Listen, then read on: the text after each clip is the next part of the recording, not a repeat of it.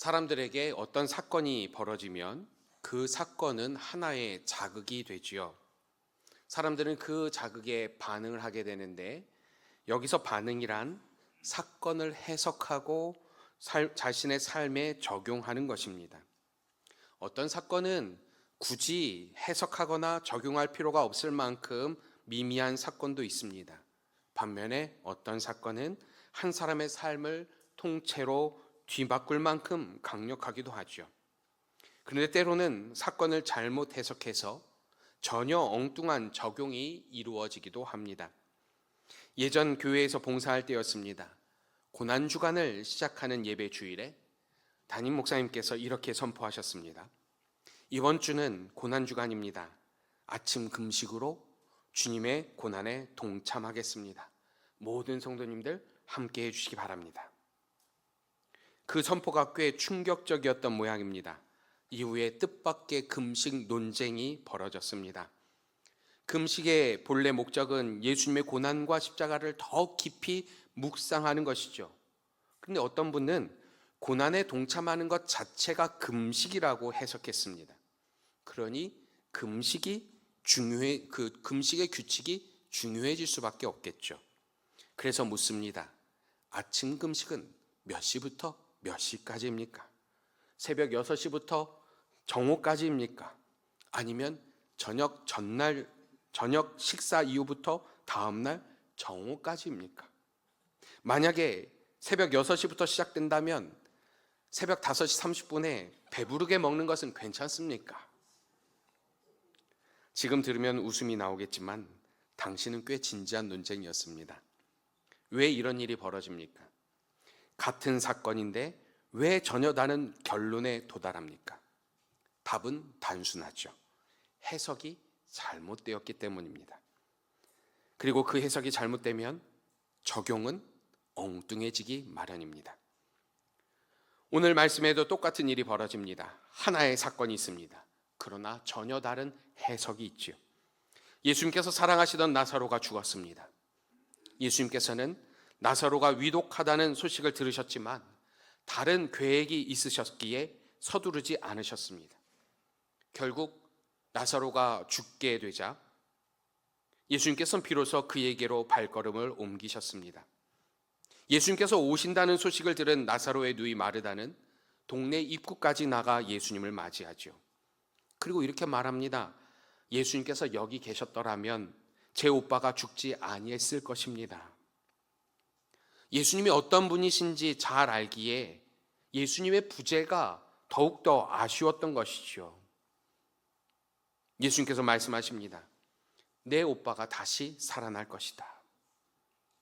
그런데 마르다는 예수님의 말씀을 이렇게 받아들입니다. 마지막 날 부활의 때 제 오빠가 다시 살아날 것 저도 잘 알고 있습니다. 예수님께서는 더욱더 구체적으로 말씀하시죠. 나는 부활이요 생명이니 나를 믿는 자는 죽어도 살겠고 살아서 나를 믿는 자는 영원히 죽지 아니하리라. 예수님 지금 나사로를 살리겠다고 말씀하신데 마르다는 그 말씀을 먼 훗날의 부활로만 해석합니다. 마르다의 여동생 마리아도 다르지 않았습니다. 주님께서 여기 계셨더라면 제 오빠가 죽지 않았을 것입니다. 그 자리에서 슬픔을 함께 나누던 사람들도 같은 반응이지요. 그토록 놀라운 기적을 행하신 분이 나사로만큼은 죽지 않게 하실 수 없었단 말인가 탄식합니다. 이 모든 해석에 공통된 전제가 있습니다. 죽은 사람은 절대 다시 살아나지 못한다는 것이죠. 모두가 죽음을 이길 수 있는 것은 아무것도 없다라고 해석하고 그 해석이 절망과 슬픔, 아쉬움과 후회로 이어졌습니다. 그런데 예수님께서는 나사로의 무덤 앞에서 그 무덤을 막고 있는 돌을 옮겨 놓으라고 하십니다. 주위 사람들이 만류하죠. 방금 전까지만 하더라도 마르다는 예수님께서 부활이시며 생명이심을 믿는다고 고백하지만 막상 그가 예수님 앞에서 한 이야기가 무엇입니까? 예수님, 이미 죽은 지 나흘이나 되어서 냄새가 심합니다. 예수님께서는 하늘을 향해 기도하신 뒤 열린 무덤을 향해 외치셨습니다. 나사로야, 나오너라. 그러자 죽었던 나사로가 수의를 감은 채 무덤에서 걸어 나왔습니다.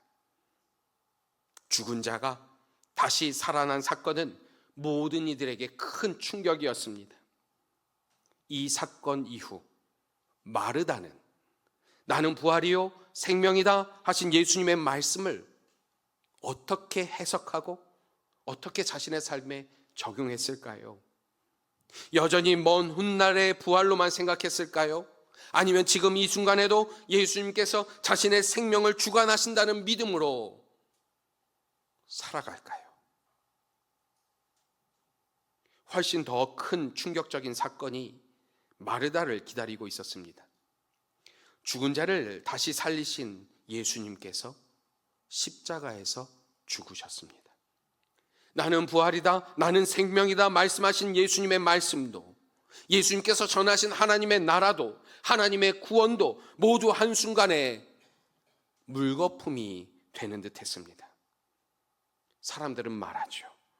그가 남은 구원하였으나 자기 자신은 구원하지 못하였다. 그런데 충격적인 사건은 그것으로 끝나지 않습니다. 완전히 죽으셨던 예수님께서 다시 살아나셨습니다.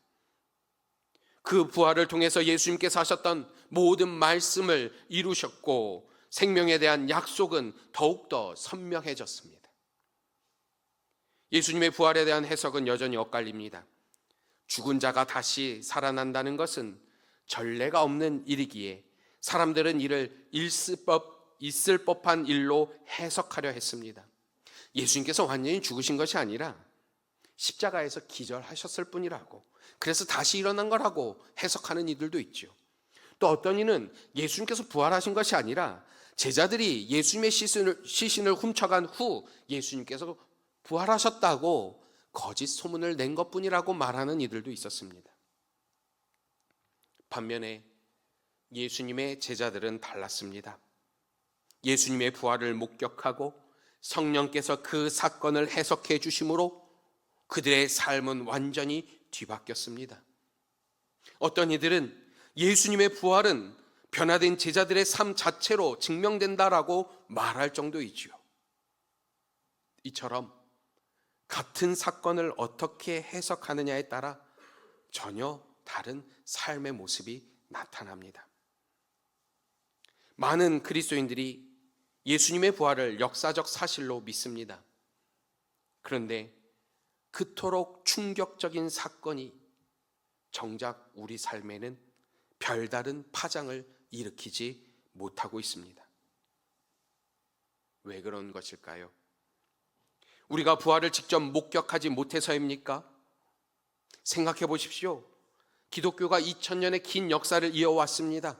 그 역사 속에서 수많은 그리스도인들은 예수님을 위해서 자신의 모든 것, 심지어 자신의 목숨까지도 아끼지 않았습니다. 그런데 그 가운데 예수님의 부활을 자신의 눈으로 본 사람이 몇 명이나 되겠습니까? 그들은 부활을 하나의 과거 사건으로만 여기지 않았습니다. 그 부활을 통해 예수님을 생명의 주관자로 해석하고 그분의 약속이 지금 자신의 삶에 이루어지고 있음을 믿으며 살았습니다. 그들에게 부활은 먼 훗날 있을 일이 아니라 지금 오늘의 삶에서 누리는 생명이었습니다. 우리는 어떻습니까?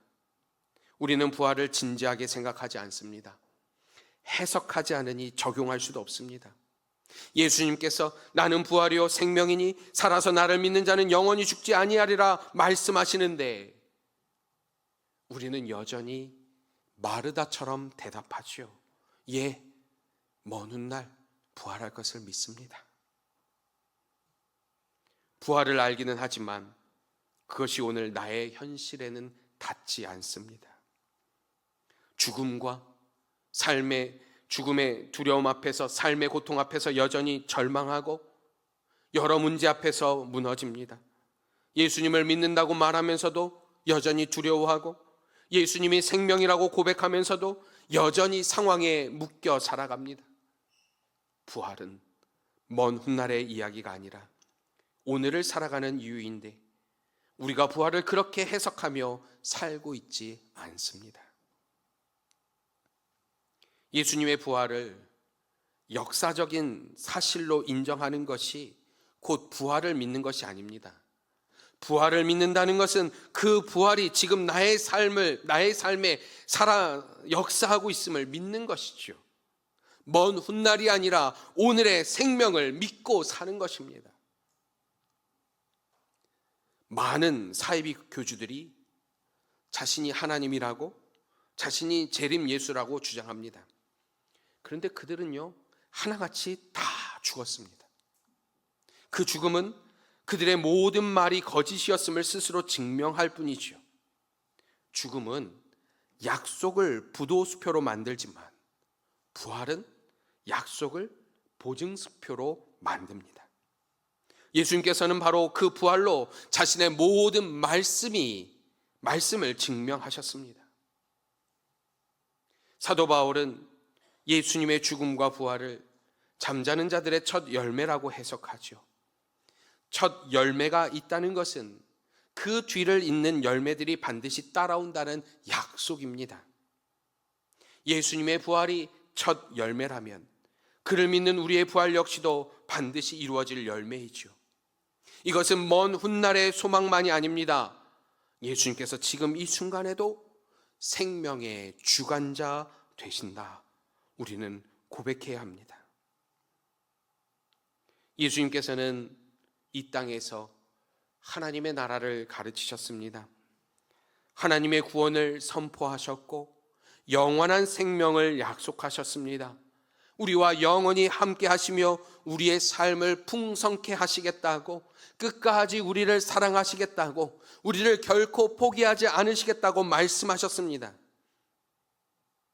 그 모든 약속 가운데 예수님께서 생명의 주관자 되신다는 것은 부활로 이미 증명되었습니다. 우리는 예수님의 부활을 통해 그분의 약속이 우리 삶 가운데 반드시 이루어질 것을 믿습니다. 이런 상상 해보십시오. 내게 아주 친한 친구가 있는데 그 친구는 돈도 많고 권력도 많습니다. 하늘에 나는 새를 떨어뜨릴 정도로 힘이 셉니다. 그런데 그런 그가 어느 날 이렇게 말합니다. 내가 너를 끝까지 도와줄게. 그러니 걱정하지 마. 이 한마디가 우리의 삶을 어떻게 바꾸겠습니까? 그 한마디로 인해서 움츠렸던 어깨가 펴지죠. 매일 아침이 가볍습니다. 어떤 일이 닥쳐도 두렵지 않습니다. 다른 사람들과 비교하며 스스로를 낮출 이유도 없습니다. 오히려 마음에 여유가 생겨 다른 이들을 넉넉히 대할 수 있지요. 그 친구의 재력과 권력이 마치 내 것인 양 당당하게 살아갑니다. 우리는 능력 있는 사람의 약속보다도 예수님의 부활을 못하다고 여깁니다. 그 부활을 다시 깊이 생각해 보십시오. 예수님께서 자신의 부활을 통해서 우리의 생명을 모든 약속을 영원히 보증하셨습니다. 예수님의 부활은 살아계셔서 우리의 생명을 주관하시는 분이 누구이신지를 드러내죠. 그러므로 우리는 매일의 삶에서 이렇게 고백할 수 있습니다.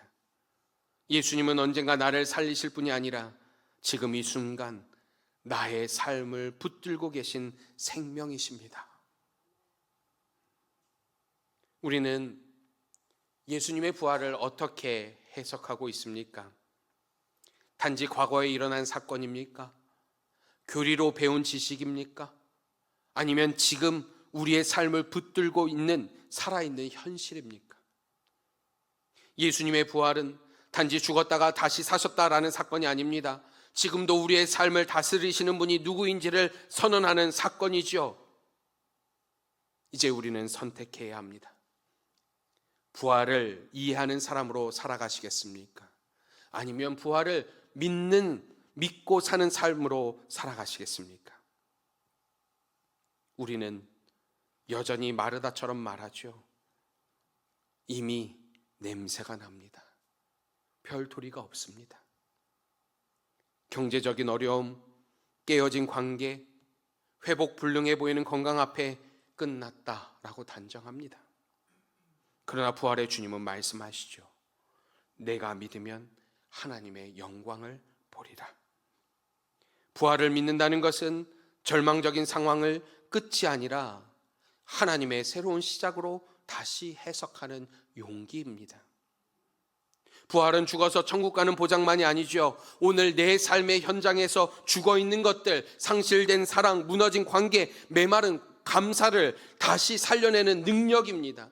생명의 주관자이신 예수님이 나와 함께 하시는데 우리가 패배자로 살아갈 이유는 없습니다. 금식의 목적이 밥을 굶는 것 자체가 아니라 예수님의 고난에 동참하는 것이듯 부활신앙의 목적은 그 기적을 찬양하는 것에 그치지 않습니다. 내 삶의 모든 자리에서 생명의 법을 따르는 것이죠. 미움이 있는 곳에 용서를, 어둠이 있는 곳에 빛을 가져가며 예수님께서 살아나셨다라는 사실을 변화된 인격과 삶으로 증명해 내는 것입니다.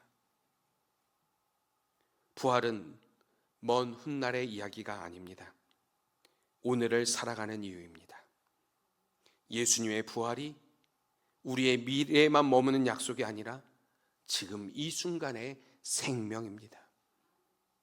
예수님께서 오늘도 말씀하십니다. 나는 부활이요 생명이다. 이 말씀을 깊이 생각하십시오. 이 말씀에 대한 우리의 해석이 바뀔 때 우리의 삶이 비로소 바뀌게 됩니다.